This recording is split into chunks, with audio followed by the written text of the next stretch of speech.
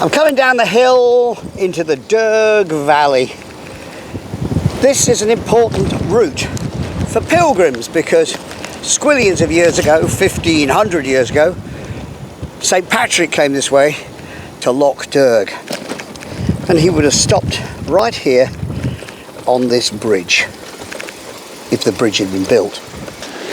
That is one of the great salmon rivers of Europe. Atlantic salmon come up here to spawn. We get otters, trout, eels, lampreys. It's a really living river, and it goes on this way to Lough Derg, which is just the other side of those trees. But this bridge marks an important spot because that side of the bridge is the United Kingdom, and this side of the bridge, well, that's the Republic. So I'm standing here on an international border in this beautiful, beautiful part of the Emerald Isle.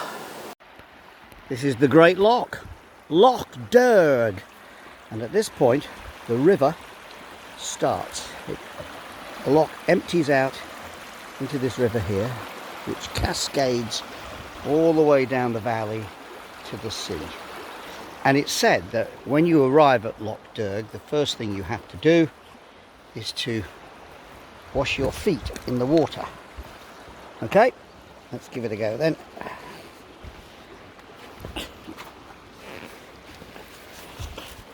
Right.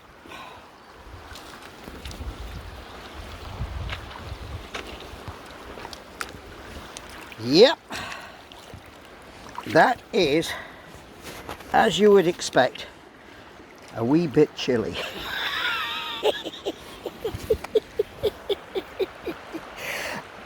Yes, that's what you do when you get to Lough Derg.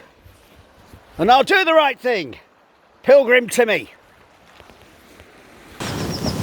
Now on my bike I carry something rather special. I carry the pilgrim shells here, and in my bar bag I've got this.